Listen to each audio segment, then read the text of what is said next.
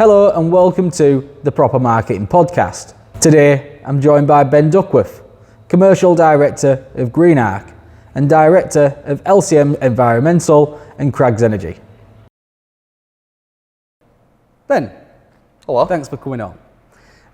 So you've had a successful marketing career spanning over 20 years. Can we just sort of like have a brief overview? What does that look like over the last 20 years? You've aged me a little bit with 20 years, let's say that. So I'd say spanning over 14 years, but still. That's all right. That's okay. From leaving, I was at University of Liverpool, then University of Chester, and I then joined the traditional fuel sector, a business called Cook Fuels. I worked there for just under 2 years, started as marketing assistant, to marketing exec, to marketing manager. I then moved over to a business called Craggs Energy, again a traditional fuel supplier at the time, where started as marketing manager, very quickly became marketing director, stayed at my time, and still am at these businesses. I've now did that for 12 years as marketing director, saw a lot of change within our businesses. I'm now commercial director. Within our collection of businesses, we still have Craggs Energy, which is a liquid fuel distributor, with a business called LCM Environmental Services. That's all things to do with infrastructure, to do reliability, making sure systems work, be it fuel or tanks.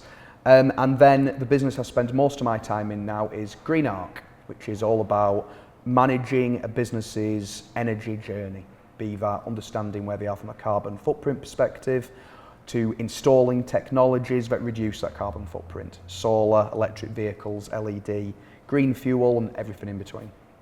So can you just tell me a bit, obviously Craggs is a successful business, turning over tens of millions of pounds a year. What made you look at Greenarc as a business? You've been in this fuels, but we've got this sustainability, environmental. No, it's a really good question. Ultimately, the needs of our customers are changing. So look, liquid fuels, traditional fuels, fossil fuels, what you may call it, are going to be around for quite some time. But ultimately, be it for businesses to remain competitive, to win more tenders, or because those businesses want to do what they see as the right thing to do, their needs are changing. It's our job as their energy supplier to help them on that journey. We found that in our experience, and we did this ourselves within our own business, just randomly going out and just trying a new piece of technology, it's a really expensive way to do it wrong. So within Greenarc, what we specialise in is helping sort of build that plan and take people on that journey and do the services and technologies that will have the biggest impact first. So it could be solar, or solar might be number 10 on their list, but until you actually do the maths and work out first the motivation and then the numbers behind it, you don't know, and you can just doing guesswork. I met you when Greenarc was, it was called a different brand name. It was Greenarc Energy at that point, yeah. It was before that. What was it called before that? I don't even know. Verdant Change? Verdant Change, yeah, absolutely. So that was very, very briefly that, yeah. Yeah, so it was... We love a rebrand within our businesses, there's no doubt about that. Yeah. So can you just sort of like tell me how that's grown? You've started off Greenarc, but it's grown pretty rapid in terms of scale. So how was that sort of panned out? Within all of our businesses, we've got the three distinct businesses, Craggs, LCM and Greenarc. We have made strategic acquisitions to grow either a footprint or a capability or a new service, and then through lots of really like hyper-speed natural growth as well. Within Greenarc specifically, we acquired a number of businesses that gave us instant expertise and almost history of providing the services, be that through a vehicle leasing business, specialises in salary exchange schemes to put team members who aren't normally eligible for a vehicle into an electric vehicle, lowering a company's scope 3 emissions, or to a business that's really experienced on low carbon electrical services, as well as traditional electrical services. Fundamentally across all of Greenarc, we still provide traditional services. This energy journey is just that, it is a journey.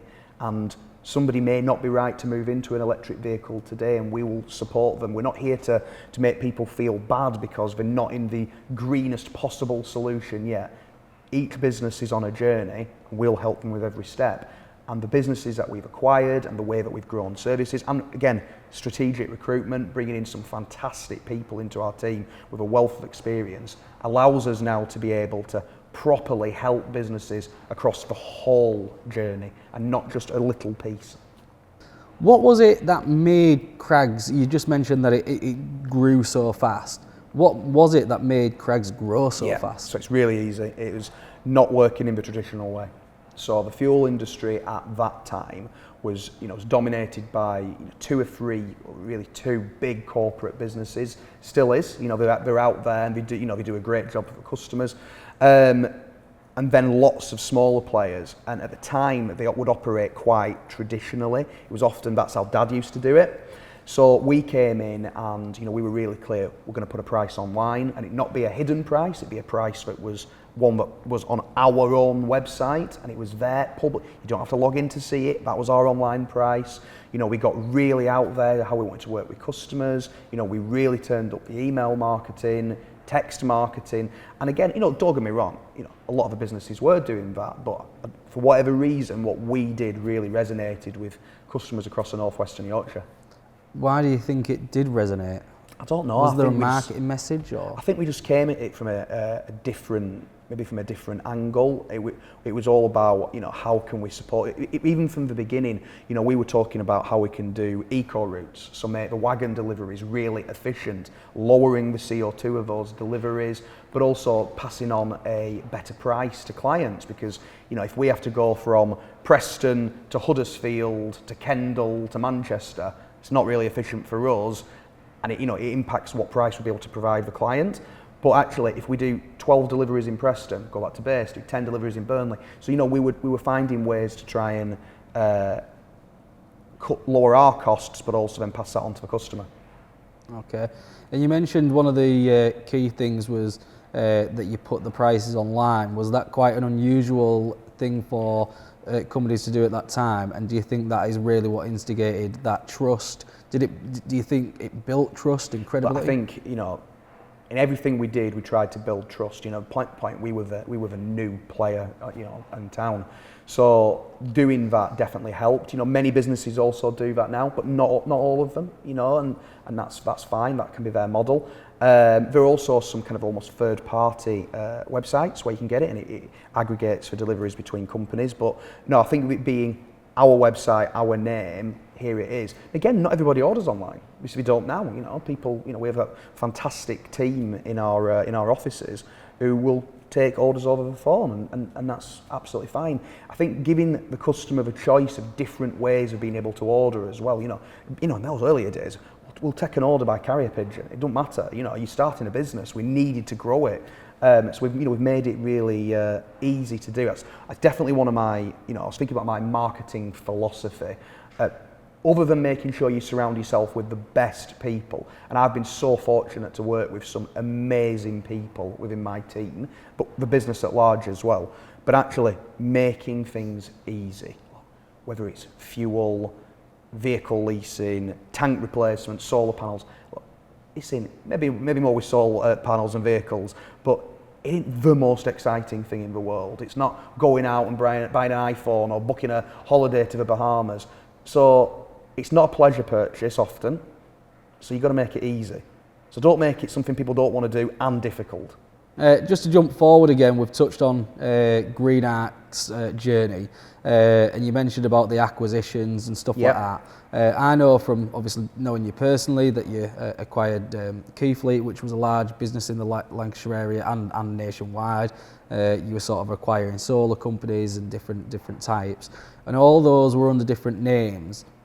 What were the challenges of bringing those all into the Greenarc ecosystem? So I did a presentation at one of the East Lancs Chamber curry clubs, which is actually today on the day of recording, and it was maybe about a year ago, and I put all the logos up that we've had to deal with over the years.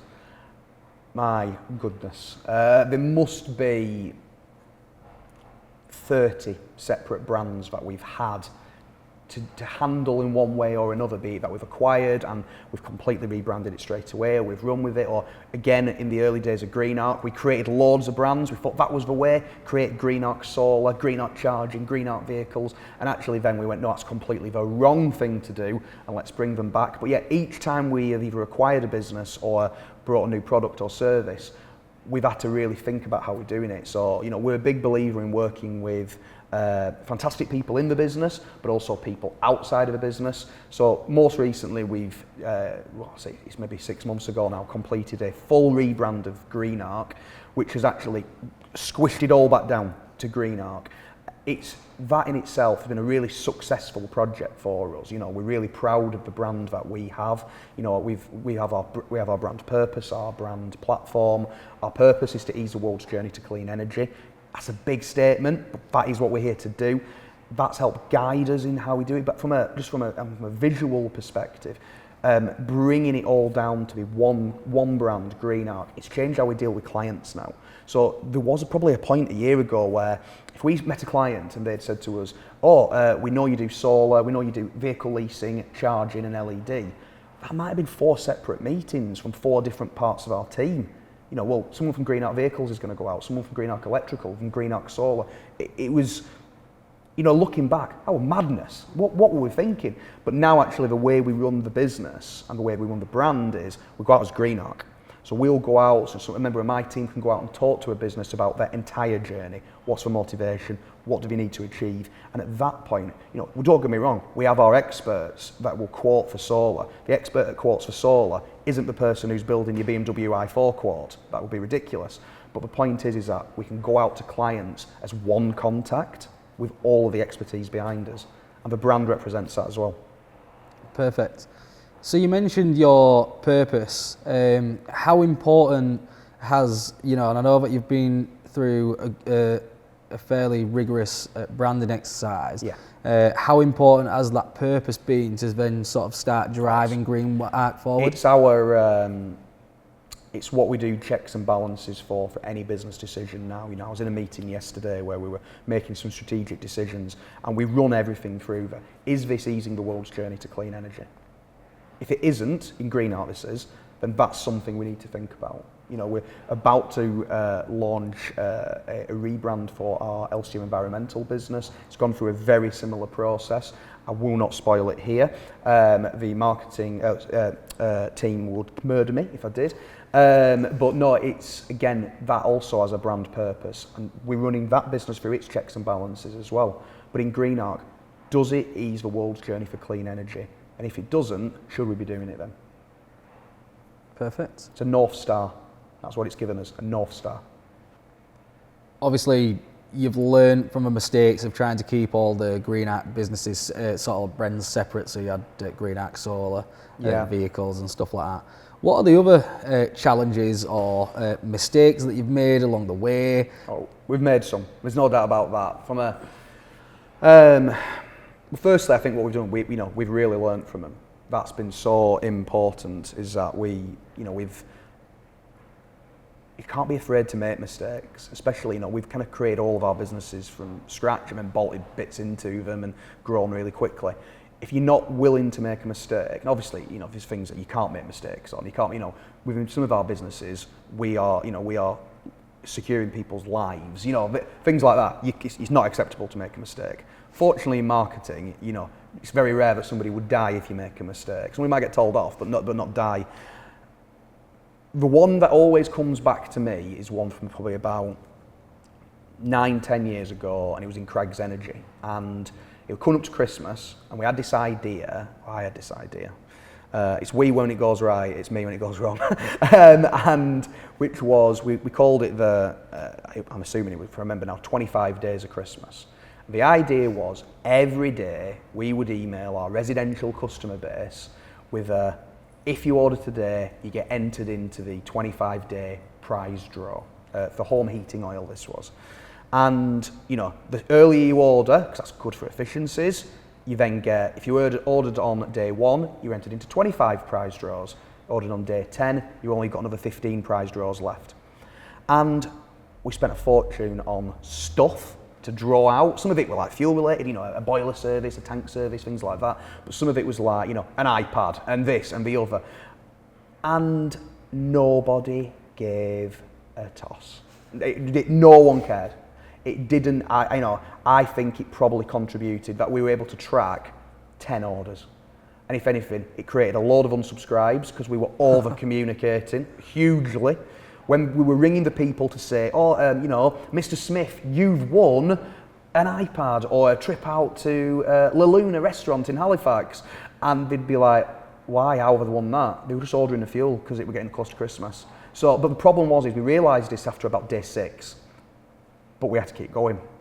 So we had to keep going, and then it just became every day. We're like, we got to send another email for another, and it just got to the point where, it was a horrible experience. There's been loads of good ones, but that was the one for me. It was just like, it was poorly planned, and we tied ourselves into something that we couldn't get out of.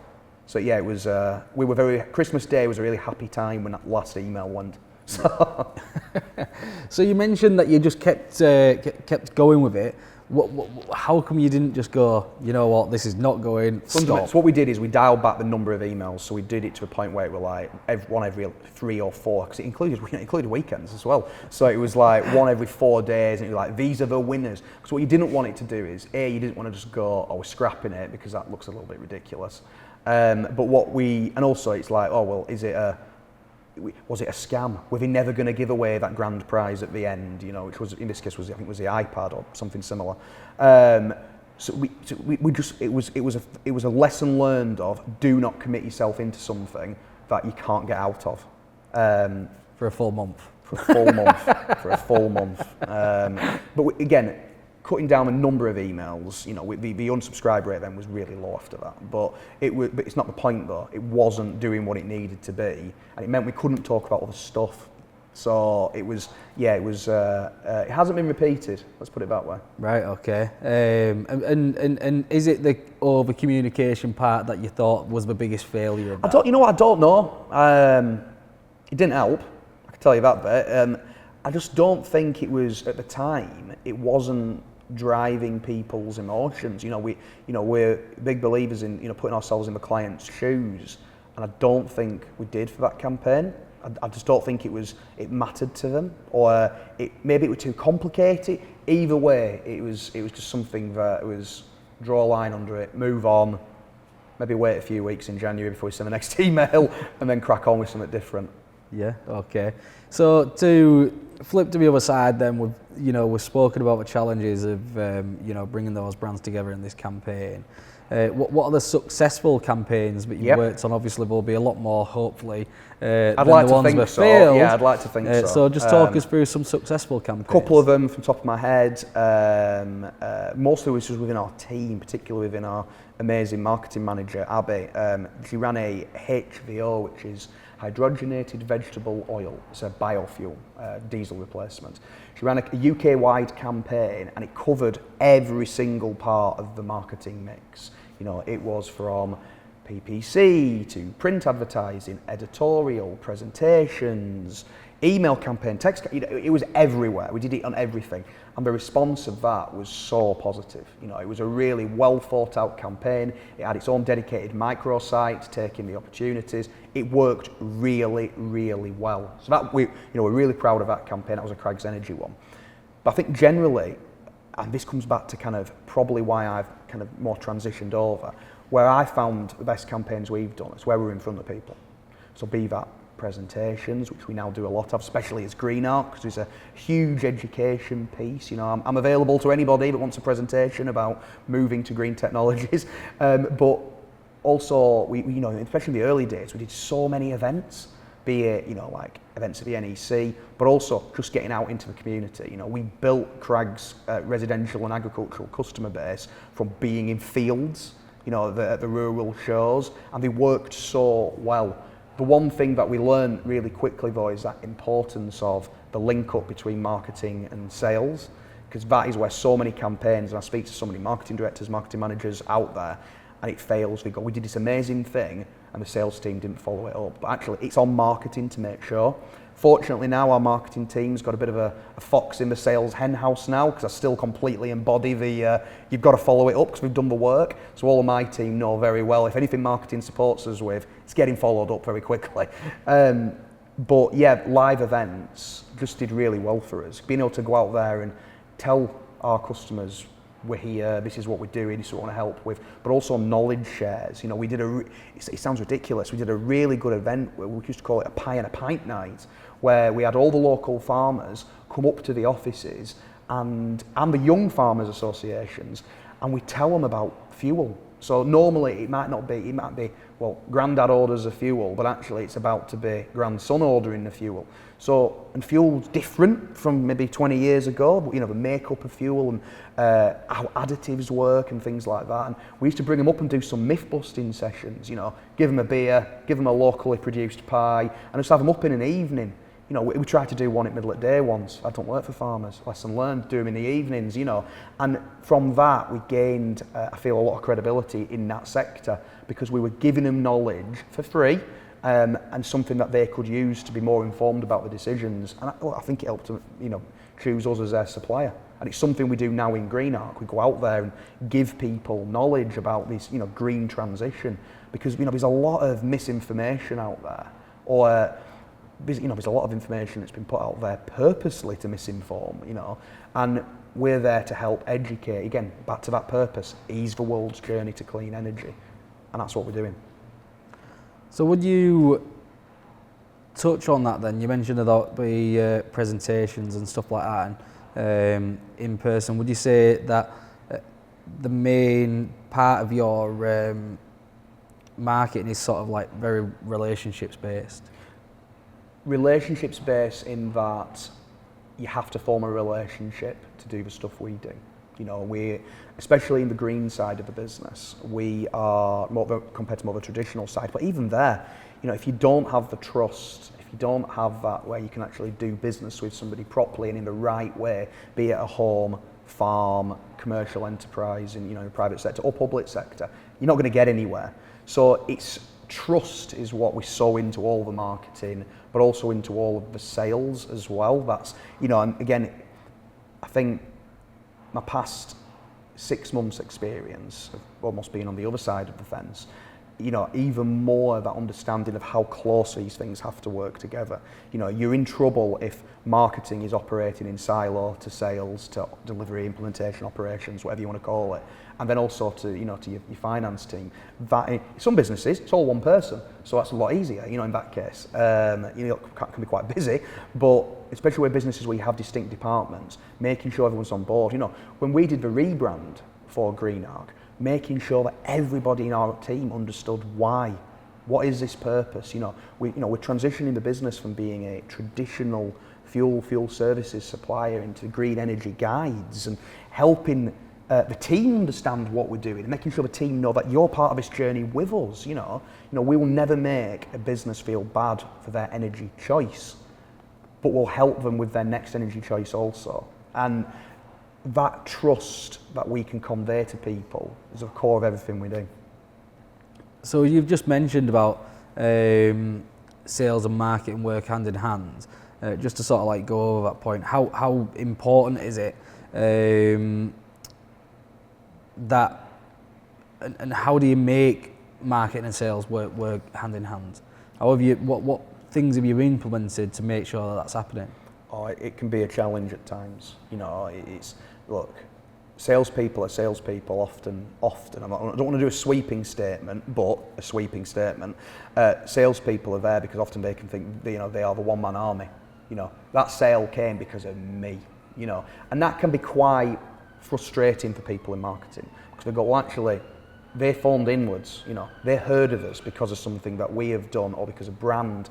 You know, and you know, 7 different touches in 7 different ways till somebody recognises a brand is a common statement said. So you've got to find that way of getting the sales team, the marketing team to want to, you know, really work together, because the marketing team can really benefit the sales team and vice versa. You know, marketing need that feedback of what worked, what didn't work. And if you're working in isolation, you know, it's a nightmare. But we've had that previously. But everything we do now is, a big part is communication. So we've got a campaign that's about to go live next week while I'm away, and we've had, our new head of marketing, Greenarc, she's communicated out to the team, this is what's happening when, this is how we're going to do it, this is the key message we're trying to get across. So actually when a call comes in, or when we make a call out to follow that up, the sales team can back onto that message straight away. If it was just, here's a list of people we've emailed, good luck, the sales team aren't sure what the message was. It's really important. Have we always done that, looking backwards over the years? No, we probably haven't, and that's probably impacted the success of some campaigns, especially in the early days. Now, do we do it? Yeah, every campaign. We're really close, whether it be an in-person brief from marketing to the commercial team, or via email, some way that people know what's going on, what's live at the moment. You have to make it work, otherwise you're tying one hand behind your back. You mentioned that you try and instill trust across the campaigns that you deliver. How do you do that? So I think trust comes from sharing knowledge. So it's not about keeping something back. So we've always been really tried to educate. Our clients aren't experts, so actually some are, but we work with other companies that do what we do. But our clients aren't experts necessarily in solar power generation and what's right for them. So actually, by talking to them and taking them through, well, this is why that's important, this is why this system might work for you, and actually, don't just think about the solar system, think about the fact that you also run a night shift that could run off a battery that's charged during the day, and you've got a fleet of EV vehicles coming, and your charge points need to connect through your solar, so you're using that free, clean energy rather than just pulling from the grid. Being able to, rather than just going, yeah, we can sell you solar, yeah, that's great, or, special offer on solar today, we'll want to talk to people, help them make the right decision. We're fortunate in that in our businesses, we have such a breadth of offering, breadth of services. We can be quite comfortable in saying to a client who comes to us to say, I'm looking for a solar installation, we go, actually, we've looked at it for you, and it ain't right for you. That could be harder for another business to say, actually, no, we're not right, if that's all you do. So that brings trust. I think of a client over in Greater Manchester. They had seven properties, commercial properties, and we were doing their solar installation. And our team noticed on the survey that one of them had old halogen lights, and they said, "You really need to get this done at the same time." And they kind of said, "We can't. We haven't got the budget to do both." We went, "Well, let's do that instead." And that again, that engenders trust from them. We could just put it on. We would have probably made more money putting the solar on, but that isn't the point. We've helped them lower their carbon footprint in a way that's right, it's a way it's decent, and that's what's important. I think, look, come back to, what's a principle of, do the right thing, and that is doing the right thing, and that's where you get trust from. So can you tell me about any current marketing challenges that you're currently having? Yeah, I think our biggest challenge is a good one to have. It's prioritisation. We have so many ideas, be it for the fuel business Craggs, servicing business LCM, or for the green transition business Greenarc. And how do we prioritise these ideas? Because we could do everything at once, but then are we giving the right focus? So that is a challenge our new head of marketing and our marketing team are working on at the moment, is what's first? Do we do this massive in-person tour around the UK as a campaign? But actually that means that person who's doing that can't do it. It's a minefield in itself, and it's a task I don't envy. I have to help decide too much anyway anymore. But yeah, it is a good challenge, but it's still a challenge. How do you build? What steps do you take to start to build a good campaign? So I'm probably a bit of a nightmare for this, because throughout my entire career, I have planning, getting input from the relevant stakeholders. You got to do that. But at some point, you need to crack on and have a go. And I know of marketing teams that will spend 3 weeks in the planning, a day in the execution, and 7 weeks in the analysis. It's a lot of time where you're not actually getting anything out to clients.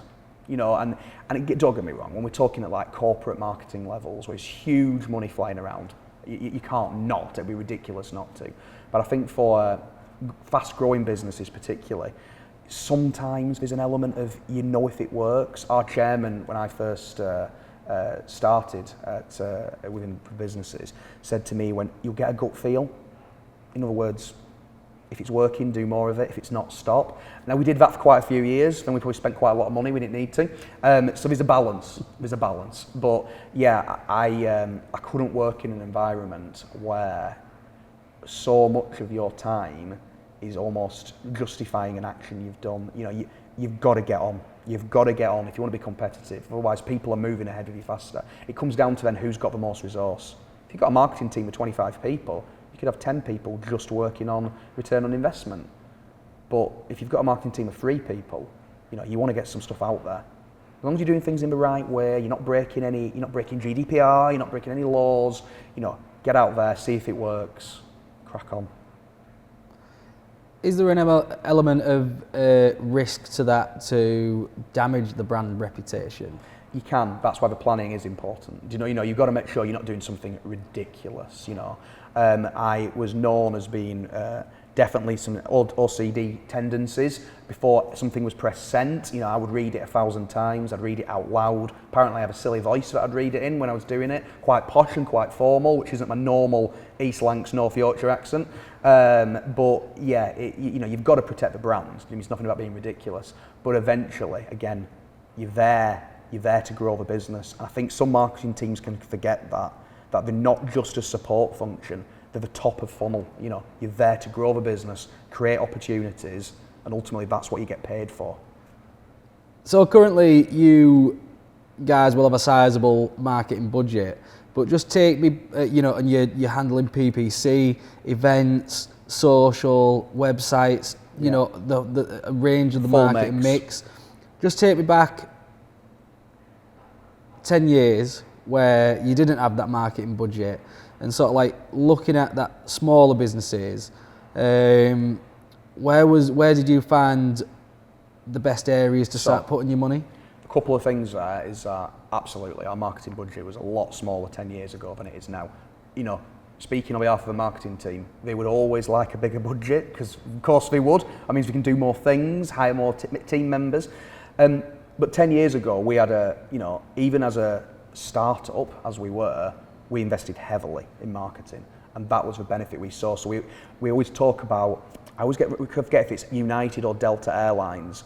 There was, during one of the financial crises, a lot of the airline companies slashed their marketing budgets. I think it was United, doubled it or tripled it. The details don't matter. The point is, when they came out of that period of turmoil, they had grown their market share massively. So we always kind of try to embody that idea of, if we want to grow this, we're going to have to put some money to it. But again, it's not always about the money. It's about time. It's about commitment. You know, again, look, we talk about the agricultural shows we used to do within Craggs Energy. And we don't do a lot of them anymore, sadly, but it is something we have been looking at again. But with that, they are relatively inexpensive from the cost. You know, to get your stand, once you bought the equipment, and, you know, we were pretty ropey in the really early days before we got our show trailer. We were really ropey. You know, a tent and a pull-up banner that you had to tie down. But the point is, you know, the real value there is actually the people that go to the event. You know, it's the weekend. They're giving up their time with their families to go to promote the business. So we were so fortunate, still now, but in those early days especially, to have such a team that was like, yeah, we want to make this work. That's more valuable than the marketing budget. Having the people that are passionate about the business and want to grow it. So marketing budget's important. Having the right people is even more important, in my opinion.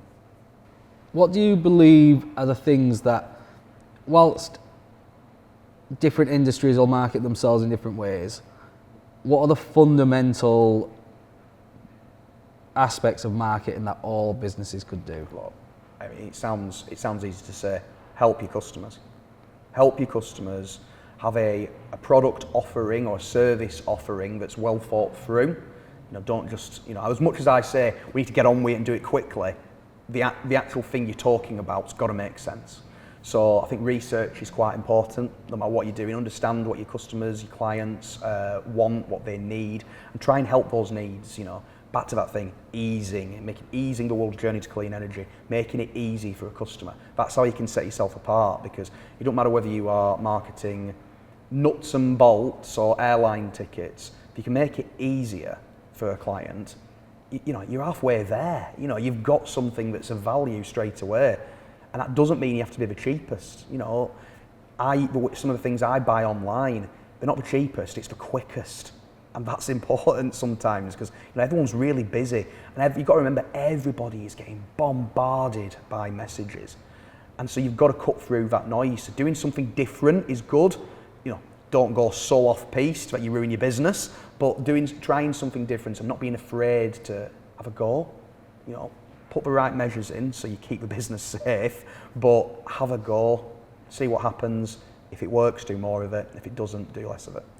And I think that's a key bit, because I think, a lot of people overcomplicate marketing and whatnot like that, but it comes down to business fundamentals. One of the biggest things, now I won't mention the company, but communication's a massive thing. But a lot of companies are crap at it, really. I know I've just been working with, I am working with them because I need to work with them, as I didn't have another choice really, but it took me 4 phone calls to them to get in touch with a sales guy, and I was ready to give him about 4 or 5 grand. And I have him, like yesterday, we signed the contract and whatnot. It leaves a bad taste in your mouth. But it was really difficult giving him that 4 grand. I'm like, why?